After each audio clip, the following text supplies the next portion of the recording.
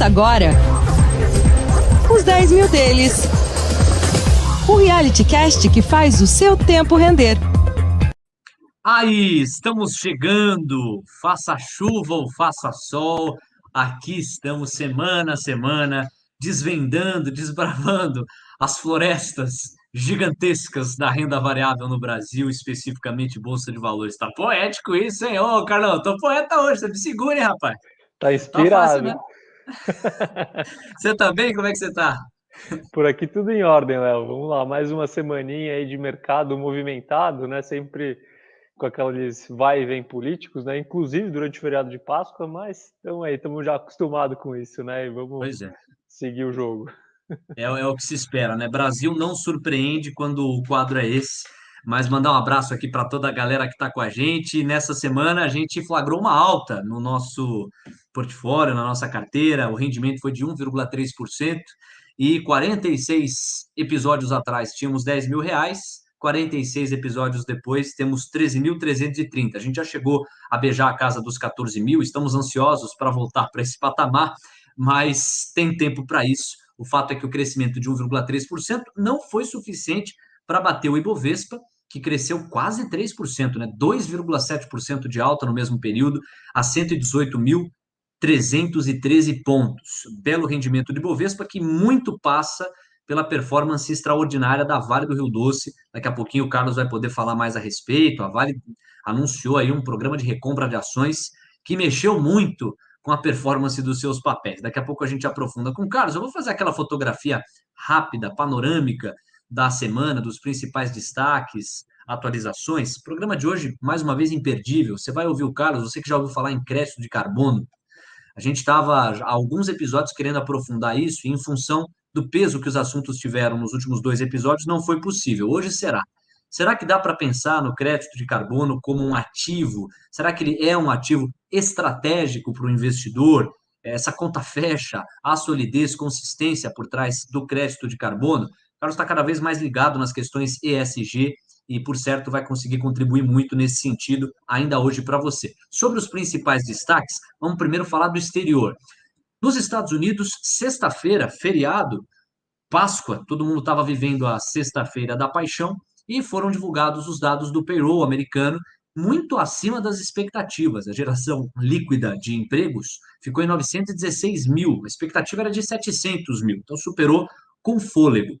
Isso repercutiu nos mercados que abriram na segunda-feira. Eu digo que abriram porque alguns permaneceram fechados lá na Europa, mas os mercados que abriram na segunda surfaram nessa onda de otimismo, de retomada econômica que a maior economia do planeta sugeriu, mais do que sugeriu, constatou com a divulgação forte do payroll. A gente também teve PMIs fortes, planeta dentro, indicadores aí que sugerem expansão econômica, no caso de potências importantes da Europa, por exemplo.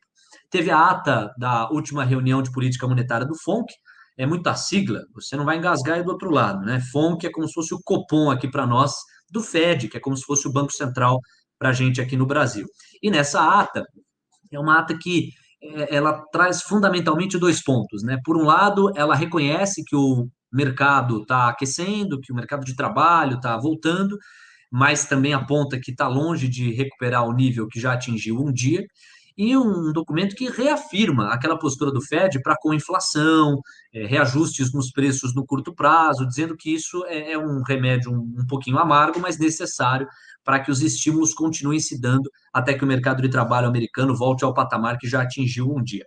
Otimismo com possível fim de pandemia, sobretudo nos Estados Unidos. Essa ainda é uma realidade distante para o Brasil, embora a imunização esteja sendo acelerada, mas já é uma realidade muito concreta para os Estados Unidos, e a gente sabe que se os Estados Unidos se recuperam mais rápido economicamente, isso reflete planeta dentro, à medida que a economia está muito globalizada, e, repito, falamos da economia mais forte do mundo aqui. O S&P, nessa esteira toda, renovou recordes históricos, chegou a fechar com 4.097 pontos, uma alta de quase 2%, alta de 1,9% na semana.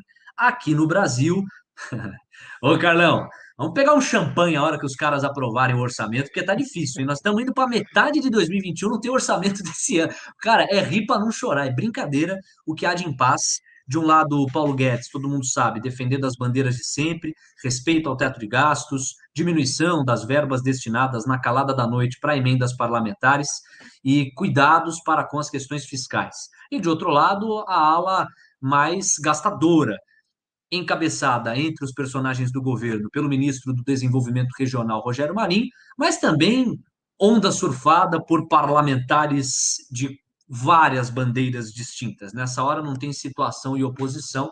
Os caras adoram uma emenda parlamentar, porque isso, do ponto de vista eleitoral, é muito estratégico, é um recurso que a Constituição prevê, que chega na mão do parlamentar, ele consegue, de maneira capilar, fazer uma obra, ajudar ali a região que geralmente o coloca dentro do Congresso, e isso ajuda muito no capital eleitoral, já pensando nas eleições do ano que vem, que vão mexer com o Congresso Nacional também, não só com a presidência da República. Esta novela à parte, que vai e volta, vamos falar de coisa boa também. A InfraWeek começou essa semana, começou tecnicamente ontem, a gente sempre grava às quintas-feiras, vai terminar amanhã, sexta-feira, e o resultado foi muito comemorado pelo ministro da Infraestrutura, Tarcísio Gomes de Freitas. Aeroportos foram vendidos ontem, a CCR se destacou entre aquelas que arremataram. Hoje teve rodovia sendo colocada em leilão, agora me foge exatamente o nome dela, mas foi mais um dos ativos colocados para a concessão privada assumir o espaço. E amanhã, mais uma rodada. Esse movimento está animando muito o mercado, e na avaliação do ministro Tarcísio Gomes de Freitas foi um sucesso. Reunião de Jair Bolsonaro com empresários aconteceu ontem em São Paulo, e o Bolsonaro não abre mão de todas as premissas que estão na cabeça dele desde o início da pandemia. Ele não mudou nada em termos de tom, apesar de estar fazendo um esforço para usar máscara em público. O grande ponto aí é o aceno que ele deu ao Paulo Guedes, no sentido de ele continuar sendo o seu posto Ipiranga, continuar sendo a base sólida do governo, e os empresários naturalmente gostaram disso pela postura fiscalmente preocupada que o Guedes tem. E para fechar, vamos destacar aqui que o Ibovespa, como eu coloquei, subiu 2,7%, mas o dólar também chamou a atenção. Houve um movimento substancial de recuo. A moeda americana diminuiu aí, né, desvalorizou frente ao real, caiu 1,8%, negociado a R$ 5,58. Carlos Castrucci, muita coisa, a semana foi agitadíssima. Quero que você traga os seus complementos aí para a gente ir para frente. Semana curta, mas agitada, né, Léo? Lá no exterior, principalmente nos Estados Unidos, sem muitas novidades, né? Eles estão vivendo ali quase que um conto de fadas, saindo da pandemia rápido, economia se desenvolvendo, emprego sendo retomado e bolsas renovando máximas.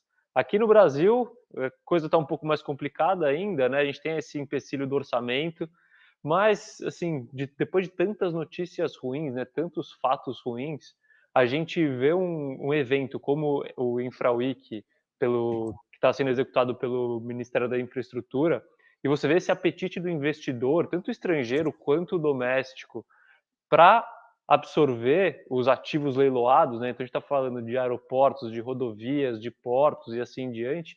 Isso traz uma sinalização positiva para o Brasil, e acho que traz, de certa forma, aí uma esperança de que o Brasil ainda é um país onde vale a pena se fazer investimentos, né? Isso a gente está falando de investimentos diretos, né? Investimentos em infraestrutura. Então isso foi bastante positivo. O ministro Tarcísio, ele teve uma exposição maior, finalmente, que é um cara que vem fazendo um trabalho, na minha opinião, sensacional durante todo esse governo.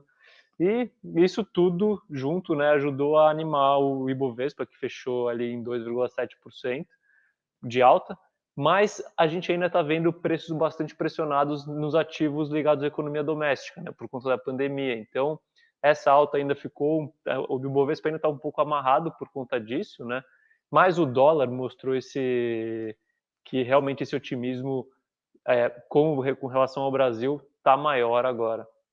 Perfeito, Carlos. Em prol da precisão, deixa eu trazer a informação que a memória não me ajudou a envelopar da melhor maneira possível sobre a InfraWeek, dizer que nós tivemos hoje, especificamente, quando nós gravamos, uma empresa com lance válido para capturar a Bahia Mineração, arrematando o ativo com outorga de 32,7 milhões de reais, seguindo a programação da InfraWeek. São 28 ativos públicos que devem ser concedidos entre aeroportos, portos e ferrovia à iniciativa privada, e o governo federal, hoje especificamente, leiloou a ferrovia Fiol 1. É justamente essa que foi arrematada pela Bahia Mineração a 32,7 milhões de reais. Mas ontem, com o leilão dos aeroportos, por um prazo de longuíssimo prazo, o governo chegou a colocar, embolsar 3,3 bilhões de reais. Então tem sido, de fato, um sucesso. Vamos em frente aqui, meu companheiro, para a gente passear pelos destaques da carteira. Como falei, a gente subiu 1,3%, né? Já devolvemos o patamar para todos que nos acompanham aqui de R$ 13.330. E aí eu sei que você vai querer comentar da Vale. A Vale surfou uma alta de respeito, né? De 7,7% na semana. Ela não está na nossa carteira, pelo que eu me lembro, quero que você fale a respeito, e também aproveita e emenda aí o destaque positivo, aí sim da nossa carteira, TOTUS crescendo 8,2%, e o recuo forte da Sanepar, papéis caíram 4,8%. Bom, vou começar de trás para frente aqui, tá, Léo? Uau. Começando aqui pela Sanepar, o destaque negativo, eu acredito que seja muito por conta da questão da indefinição com relação ao reajuste tarifário que vai ocorrer esse ano. A gente não está tendo mais notícias novas e essa ausência de notícias continua deixando o investidor no escuro tem medo, a ação continua caindo. É uma empresa que está barata, mas tem essa questão para ser resolvida antes da empresa poder destravar realmente o seu preço ali e começar a subir. Ou se a decisão for muito ruim contra a empresa, até cair. Claro que sempre existe o risco. A TOTUS, ela surfou uma onda de correção dos preços de ações de tecnologia de uma forma geral, né? Então isso tanto nos Estados Unidos quanto aqui no Brasil, não tem nenhum fato que justifique uma alta expressiva, que não essa correção. Essas ações de tecnologia estavam sofrendo, aí TOTUS passou de R$ 34 para por volta de R$ 27 e agora está retomando o patamar de crescimento. E a grande motivação que fez com que a nossa carteira desempenhasse menos do que o Ibovespa foi justamente a questão setorial, né? O Ibovespa subiu 2,7%, mas se você pegar os índices que refletem a economia doméstica, como financeiro, construção civil, consumo, todos esses renderam perto de 1% para menos, tá? Até perto da estabilidade, enquanto o índice setorial que realmente puxou o desempenho do Ibovespa foi o índice de materiais básicos, que subiu 6,1% na semana contra os 2,7% do Ibovespa, e o destaque foi a Vale, que subiu quase 8%, e a Vale já não está mais na nossa carteira, né?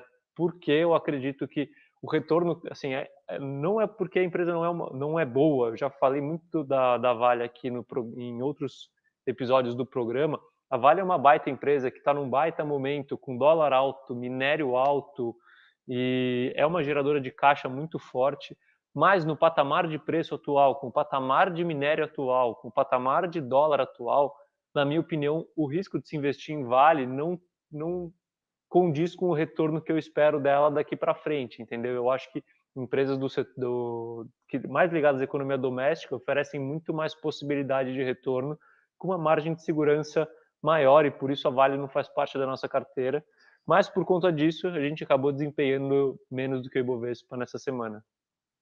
Boa, boa, Carlos. E é aquela história conceitual, né? Você sempre está mirando o longo prazo. Para as pessoas que estão mirando mais o curto prazo, eu ouço muito falar isso, né? Que a Vale ela pode oferecer uma onda bastante interessante no curto prazo, etc. Mas você faz a projeção preocupado, calcado no longo prazo e entende que não vale alguns dos riscos que entrar nesse papel vai comportar, pensando no período com que você norteia as suas decisões. Isso posto a limpo, vamos mergulhar no aprofundamento do episódio de hoje, que gira em torno do crédito de carbono. A gente recebeu essa pergunta, essa dúvida, ficamos aqui de responder e hoje a gente vai fazer isso com bastante detalhamento. O ponto principal, Carlos, é o que é o crédito de carbono, porque isso para você pode ser muito familiar, mas para quem está nos ouvindo, não necessariamente. Que história é essa? E será que a gente pode considerar, depois que você definiu o que é o crédito de carbono, a gente pode considerar esse crédito um tipo de ativo? Conta para a galera. Bom, vamos lá. Primeiro eu vou tentar definir de forma simples o que é o crédito de carbono. O crédito de carbono, basicamente, você pode emitir esse crédito de duas maneiras, tá? A primeira maneira vamos supor que você, Léo, você atualmente emite 10 toneladas de carbono por ano, tá? e você tem uma meta, que foi traçada no Acordo de Paris e assim em diante, de atingir um patamar de 8 toneladas de carbono para o ano que vem, de emissão. Se você conseguir reduzir a sua emissão não para 8, mas para 7 toneladas de carbono, você tem 1 tonelada de carbono que você está economizando a mais. Essa tonelada vira um crédito de carbono que você pode vender, por exemplo, para mim que não consegui cumprir minha meta de emissão de carbono. Essa é uma opção, tá? A outra opção é, por exemplo, uma empresa que, ao invés de emitir carbono, quando você vê no contexto geral, ela sequestra carbono da atmosfera. Então, é o caso, por exemplo, da Klabin, que a gente comentou aqui. Sim. A Klabin é uma empresa que, quando você pega a operação total dela, ela mais tira carbono da atmosfera do que ela emite carbono para a atmosfera. Então, ela tem um saldo ali positivo, e esse saldo positivo pode virar crédito de carbono que ela pode vender para outras empresas emissoras de carbono. E para que serve o crédito de carbono, né?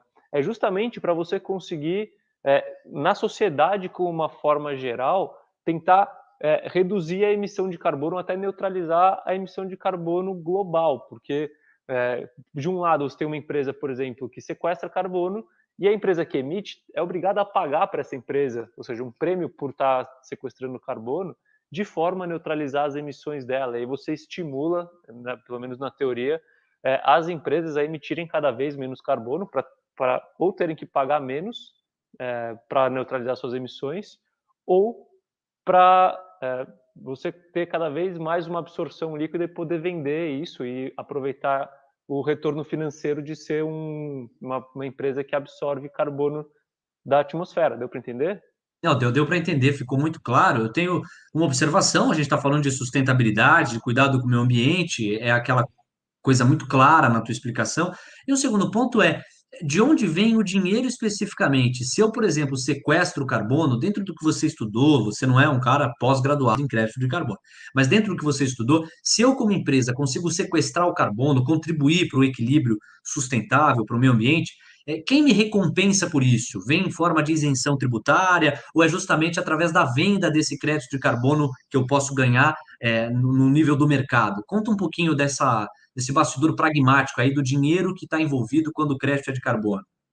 Perfeito, Léo. Então, o que acontece? Imagina que se criou um mercado de crédito de carbono no mundo. E o que acontece? Quando você sequestra carbono, para cada tonelada de carbono equivalente, né, que você está sequestrando, por exemplo, vamos pegar o caso do sequestro pura e simplesmente, você Tá. consegue emitir um crédito de carbono. E com esse crédito de carbono emitido, você pode vender ele para uma empresa que é uma emissora de carbono, entendeu? Então essa Uhum. empresa vem e compra, e o preço de um crédito de carbono, ou seja, de 1 tonelada de carbono equivalente que você está retirando da atmosfera, ele é um preço que existe. Então você paga. Hoje deve estar por volta ali de $40 a tonelada. Então quem está sequestrando carbono da atmosfera pode vender cada tonelada de carbono por $40. Agora imagine isso em larga escala. Isso pode ser uma grande fonte de dinheiro para as empresas que são amigas do meio ambiente. E, Carlos, já se sabe que isso ou pode ser, enfim, negociado como commodity em bolsas do exterior, não é isso? Perfeito, a gente já tem negociação de créditos de carbono, como se fosse negociação de commodities aqui, né? E quando a gente fala, por exemplo, de café, de boi gordo e assim em diante. Só que, assim, eu não sei direito quais são as bolsas, mas eu sei que na Europa, por exemplo, a gente tem negociação de crédito de carbono em bolsa lá. Então, é como se fosse um ativo financeiro e até abre brecha para especulação financeira quanto ao crédito de carbono. Você pode comprar 1 tonelada de crédito de carbono, por exemplo, a $40, acreditando que esse preço vai subir, entendeu? Perfeito. E aí você está começando a considerar isso como um critério para investir em empresas? Como é que está o teu racional por trás do crédito de carbono? Dá sequência aí no seu raciocínio. Bom, estamos aqui falando de crédito de carbono primeiro, aí depois a gente pode entrar para a questão de ESG do ponto de vista do investidor, de uma forma geral, não só do crédito de carbono. Pode ser, Léo? Boa, vambora, vambora. Tá. Então, assim, o que aí vem no final da pergunta, né? O futuro do crédito de carbono como ativo. Então seria, no caso, tentar investir em crédito de carbono como forma de conseguir um retorno financeiro. Aqui você tem duas opções. Uma das opções é você investir em empresas que geram crédito de carbono e elas vendem crédito de carbono, então tem um retorno financeiro, você está investindo indiretamente em crédito de carbono. E a segunda opção é você realmente comprar créditos de carbono como ativo em uma bolsa de valores. E aí, assim, isso pode ser considerado como um investimento com potencial, porque quando a gente está falando de commodity, a gente está falando da questão de oferta e demanda, né? Então, Sim. se você tem mais demanda do que oferta, o preço sobe e vice-versa.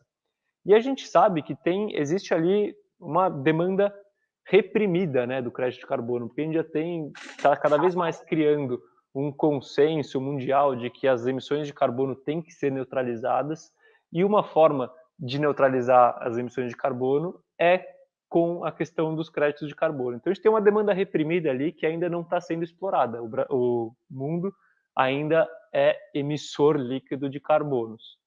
Mas quando a gente tem a consciência da população aumentando, dos investidores aumentando e das empresas aumentando, essa demanda pode acabar escoando para os créditos de carbono. Então, aumentar a compra de créditos de carbono, e isso pode resultar numa alta do preço do crédito de carbono. Então, o crédito de carbono pode ser uma opção de investimento para quem quer especular nesse aumento de demanda pelo crédito, tá? Até porque o crédito de carbono é a solução mais simples para você, empresa, conseguir neutralizar as suas emissões. É mais fácil você comprar um crédito de carbono do que tentar reduzir carbono na sua própria operação, plantar árvores ou o que quer que seja que sequestre carbono. Então pode ser que seja um mercado aí em potencial. Não é um mercado que eu invisto, mas eu acho que assim é um mercado que vale a pena ficar de olho, e é um mercado que ainda está se desenvolvendo, né? Então é um mercado bem cru ainda, mas vale a pena ficar de olho aí. Interessante. A gente vai abordar a questão corporativa, a relação do crédito de carbono com ESG, teu ângulo a respeito. Só que antes, você sabe que tem alguns fatos assim que a pessoa ouve na esquina, ela estranha, né? Ela fala, nossa, caramba. Esse fato aí de que uma tonelada de carbono, né, do crédito de carbono, equivale a US$ 40, só eu que fico surpreso assim, você não está achando muito pouco, não? Porra, uma tonelada, US$ 40? Eu achava que você ia falar um valor tão maior. É um estranhamento fora da curva ou as pessoas costumam estranhar? Você tomou um susto também quando você viu ou você que acompanha mais de perto te parece um valor coerente? É que, assim, parece coerente pelo que a gente tem hoje, tá? Quando você analisa empresas, está falando em milhões de toneladas de carbono por ano, né? Então não é que a gente está Ah, falando de toneladas pura e simplesmente. Tem até, se você jogar no Google, você consegue fazer uma estimativa do quanto você, Léo, eh, emite de carbono por ano. E assim, eu fiz a minha estimativa lá, dava, sei lá, 1,7 toneladas de carbono por ano. Então você vê que assim, Ô, uma pessoa louco, já eu emite emito 2 isso, eu, toneladas. eu emito quase É. 2 toneladas de carbono? Sim, Pô, sim. Com os brincadeira, hábitos meu. que a gente tem Isso, atualmente é por aí. isso aí dá até briga na rua, hein? Você fala, ó, você emite 2 toneladas de carbono. O quê? Tá, os caras saem no tapa, porque é muita coisa. E é aquela história, né? Você chega uma pessoa e fala assim, ó, eu tenho um amigo, qual que é o apelido dele? Tonelada. Você imagina aquela coisa exagerada, tal, né? Agora, o Carlos está dividindo aqui conosco que falar em 1 tonelada de carbono é praticamente nada, né? Se uma pessoa no ano consegue emitir praticamente 2 toneladas, você imagina empresas com toda a produtividade delas. Meu irmão, vamos em frente então para a gente checar a tua visão sobre as questões ESG do ponto de vista do investidor. Traz aí para a gente. Bom, legal, Léo. Eu vou começar então aqui, assim, primeiro é importante destacar que a consciência mundial está mudando com relação, às questões ESG, né. E aí começando pela letra aqui, que é a mais fácil da sigla, que é o G, que é a questão de governança. Quando a gente traz para o lado do investidor, esse é um tema que já está em pauta há muito tempo, tá. Então já virou, de certa forma, um consenso para o investidor, com relação à sua importância. Então, esse é um tema que não é, de certa forma, uma novidade. O que tem, o que tem tido um aumento de interesse e que até pouco tempo atrás não havia, são nas questões da letra E e da letra S. A letra E é a questão do meio ambiente e a letra S é a questão social. E quando a gente começa, assim, eu comecei a perceber muito isso durante o ano de 2020, principalmente, de uma forma geral, o interesse das pessoas, o interesse da sociedade está aumentando muito com relação a essas duas questões, meio ambiente e social. Então, por exemplo, você chega no Netflix, você vai ter mais de 10 documentários falando de meio ambiente, falando de questão social, de alimentação, de indústria alimentícia e farmacêutica e assim em diante. Então, você já vê que você tem ali, por exemplo, no Netflix, muito assunto sobre isso que você não via até pouco tempo atrás. Você vai para revistas e jornais, você está começando a ver questões ESG sendo noticiadas, né? Então, por exemplo, outro dia meu pai veio falar comigo que saiu no Estadão uma notícia sobre investimento em ESG. Empresas estão cada vez mais divulgando informações e planos de atuação nesses ramos. Quando você conversa com investidores institucionais, principalmente os estrangeiros, esse é um assunto que sempre vem à pauta. Você vê reguladores falando a respeito. Então, CVM hoje em dia fala sobre questões ESG, não reguladores de certa forma, mas a B3 mesmo está criando índices cada vez mais restritos nas questões de emissão de carbono e assim diante. A gente está tendo discussões na Anbima, que é o órgão autorregulador. Então você vê que assim, esse assunto, de uma forma geral, está ganhando cada vez mais relevância no dia a dia das pessoas. E na prática, o que esse aumento de interesse significa? Bom, aqui eu gosto até de fazer uma analogia aqui com o Bitcoin, né? Uma das grandes teses do Bitcoin é que o aumento da sua popularidade, né? O aumento da aptidão das pessoas para falar sobre isso, para utilizar isso, para conhecer isso, aumenta o seu valor. E eu acho que quando a gente traz para as questões de meio ambiente e questão social, do ponto de vista do investimento em empresas, a mesma máxima vale, sabe? Quanto maior popularidade, maior o valor, maior o impacto no valor das empresas, tá? E por quê? Porque quando você tem esse aumento de popularidade, por exemplo, você pode ter um aumento na percepção de risco para empresas com problemas nessa questão, porque as autoridades vão estar mais em cima, né, da empresa. Então, você acaba, de certa forma, se você pecar no ponto de vista social, por exemplo, trabalho escravo, coisas do gênero, você vai ter problemas. Se você emite carbono, você corre o risco de ter mais problemas, e isso tudo resulta numa maior taxa de desconto na hora de fazer de calcular o valor estimado de uma empresa, né? E do outro lado é verdadeiro também, né? Então, os investidores cada vez mais estão com disposição para pagar prêmios para investir em empresas com boas práticas, porque aí você diminui o risco, diminui a taxa de desconto na hora de analisar uma empresa. E Além aí, disso, Léo, diga. você tem, por exemplo, o próprio aumento da conscientização da população com relação a esses temas começa a impactar nas vendas das empresas. Então, por exemplo, se você tem, hoje em dia, você tem dois produtos semelhantes ali, um que a embalagem é reciclável e assim em diante, o outro que é a embalagem de plástico que demora 400 anos para se deteriorar e assim em diante, você está disposto a pagar um prêmio maior por esse daqui que é amigo do meio ambiente de uma forma geral. Então, a questão de meio ambiente pode impactar diretamente nas vendas das empresas por conta dessa conscientização da população. E as pessoas, principalmente essas gerações que estão vindo, né, agora, cada vez mais elas buscam propósito na hora de trabalhar. Então, além do impacto nas vendas, você pode ter um impacto na contratação e retenção de talentos, porque as pessoas dessas gerações mais novas acabam se identificando mais com uma empresa que tem boas práticas em todas as letras do ESG, né, do que uma empresa que não tem essas boas práticas. E, além disso, Léo, voltando aqui na questão do aumento da consciência dos governos, isso gera um aumento no risco de despesas adicionais para a empresa, né? Porque quanto mais a população cria consciência e mais o governo fica ciente dessa consciência, maior a pressão contra os governos para enrijecerem as questões de processos contra impactos sociais gerados pelas empresas, e aí voltando, por exemplo, à questão do trabalho escravo, o que pode ainda ocorrer, isso eu estou falando de riscos de uma forma geral, né? Não o que ocorre efetivamente. mas pode ocorrer se a gente não ver o início de uma redução na emissão de gases de efeito estufa, né, na emissão de carbono global, é possível que os governos, em um certo momento, comecem a tributar a emissão de carbono, sabe? Então, isso pode impactar diretamente a capacidade de gerar lucro de uma empresa. Então, todos esses fatores aqui, Léo, eles mostram que o aumento da popularidade das questões ESG podem sim impactar diretamente o valor das empresas.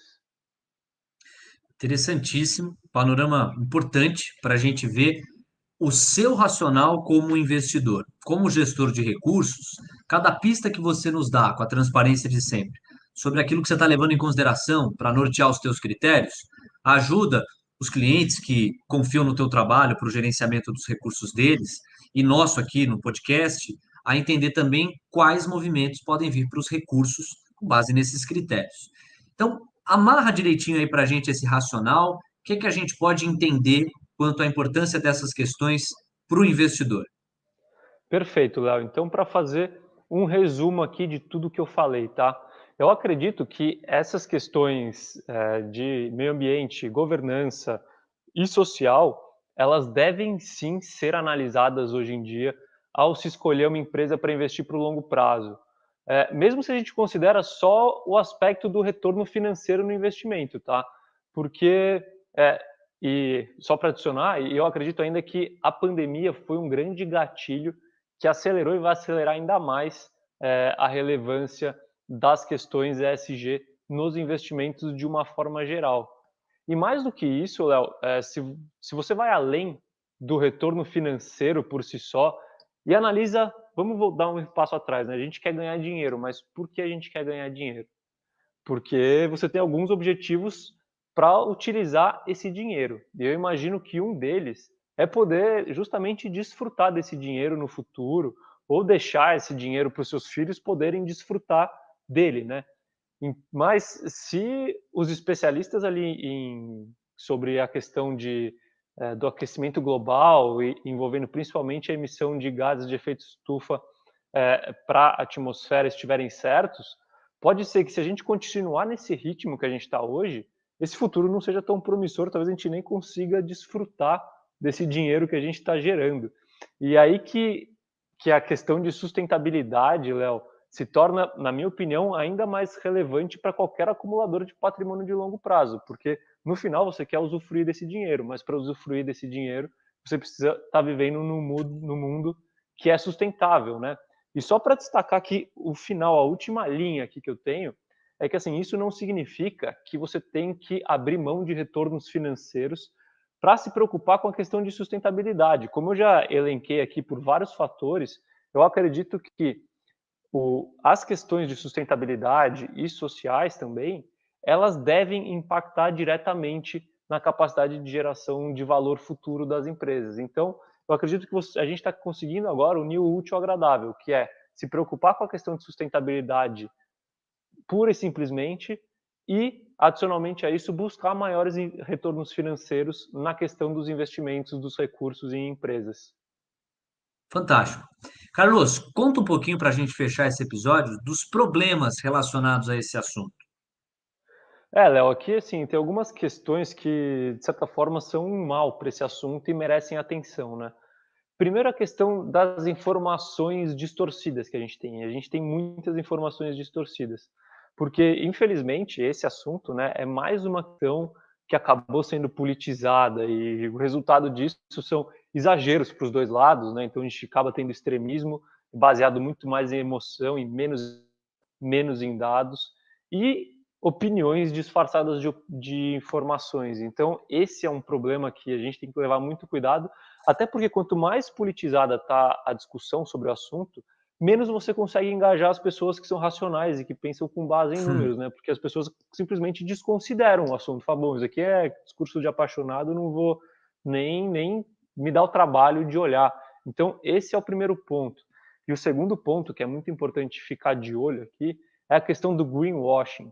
Aqui eu até peguei a definição de greenwashing no Google, tá? O que significa greenwashing? É a injustificada apropriação de virtudes ambientalistas por parte de organizações ou pessoas mediante o uso de técnicas de marketing e relações públicas. Ou seja, é fingir que você está, se você tem bons indicadores ambientais, que você está preocupado com sustentabilidade, mas na verdade você está mentindo, você está fazendo uma maquiagem. Isso é greenwashing e isso está muito presente no mercado de sustentabilidade, porque quando a gente tem esse aumento de interesse, aumentam as oportunidades de ganho financeiro para as pessoas em diversos aspectos, né? Então, trazendo aqui até para o mercado financeiro, por exemplo, você vai acabar encontrando empresas listadas em bolsa que divulgam fatos, divulgam informações, mostram que elas são sustentáveis, mas na verdade não são quando você olha os dados, então elas fazem essa maquiagem e pouco atuam efetivamente.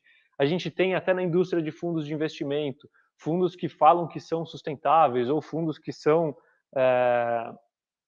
que têm uma preocupação com as questões sociais, mas na verdade a pessoa nem sabe o que está fazendo, nem sabe o que está falando, compra ações que compõem um índice de bolsa, sem saber se esse índice foi bem executado e assim em diante, só para tentar se aproveitar dessa onda, né, tem uma palavra bonita para isso, é hype, né, desse hype da sustentabilidade. Então, assim, é muito importante para qualquer pessoa que está pensando em olhar as questões de sustentabilidade, antes de começar a analisar qualquer uma dessas questões, ou analisar investimentos, ou empresas, ou qualquer coisa que seja, é necessário estudar bastante sobre, estudar baseado em fatos, baseado em estudos acadêmicos, nos órgãos que tentam regular as questões de sustentabilidade internacionais, e a gente tem vários, e a partir do momento onde você conseguir um conhecimento suficiente para ter esse senso crítico, aí sim você vai conseguir tomar as melhores decisões aí de investimento. Este é o super Carlos Castrucci, o gestor das multidões, passando aqui pela sua timeline do YouTube ou pelo seu player de podcasts predileto. Mais um show. Te agradeço, passou voando e foi um programa mais do que nunca sustentável, viu, Carleto? É isso, Léo. Espero que tenha passado aí uma forma das pessoas olharem realmente esse assunto sem paixão, né? Olhar com base Isso. em dados, com base em fatos, que eu acho que é uma questão que está aí para ficar.